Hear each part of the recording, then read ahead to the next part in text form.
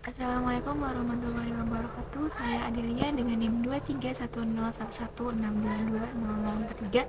23101162220043 ingin memaparkan kembali mengenai fonemik yang dibawakan oleh kelompok 4 pada pertemuan sebelumnya. Sebelumnya, izinkan saya untuk menampilkan kata konsep yang telah saya buat. Pembahasan yang pertama adalah pengertian fonemik. Fonemik adalah kajian atau analisa bunyi bahasa dengan memperhatikan statusnya sebagai pembeda makna. Bunyi bahasa yang diucapkan oleh manusia akan memiliki pembeda makna pada setiap bunyi bahasanya. Objek kajian dari fonemik adalah fonem. Fonem adalah bunyi bahasa yang dapat atau berfungsi membedakan makna. Nah, penulisan sebuah fonem ini biasanya menggunakan lambang garis miring. Pembahasan yang kedua adalah identifikasi fonem. Cara untuk mengetahui apakah sebuah bunyi merupakan fonem atau bukan, yaitu dengan mencari sebuah satuan bahasa bisa berupa sebuah kata yang mengandung bunyi tersebut, lalu membandingkannya dengan satuan bahasa yang mirip dengan satuan bahasa yang pertama. Kalau ternyata kedua satuan bahasa itu berbeda maknanya, maka berarti bunyi tersebut adalah sebuah fonem, karena dia bisa berfungsi membedakan makna kedua satuan bahasa itu. Jadi, untuk membuktikan sebuah bunyi merupakan fonem atau bukan, harus dicari dan dibandingkan dengan pasangan minimalnya. Contoh, membandingkan kata kayu dengan kata kaku. Yang membedakan adalah fonem Y dan K. Dan keduanya memiliki makna yang berbeda. Pembahasan berikutnya adalah distribusi fonem. Distribusi fonem adalah letak atau beradanya sebuah fonem di dalam satuan ujaran yang biasa kita sebut kata atau morfem.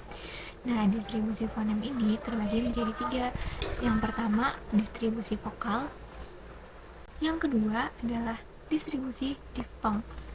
Biasanya diftong ini berada pada posisi awal dan posisi akhir. Contohnya pada kata awal pulau, landai, lalu pada kata survei, pantai, dan lain-lain.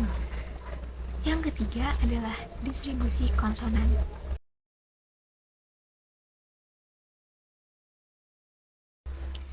Pembahasan berikutnya adalah alofon. Alofon pada dasarnya tidak memiliki makna yang berbeda dan hanya merupakan variasi bunyi suara yang terdapat pada fonem yang sama.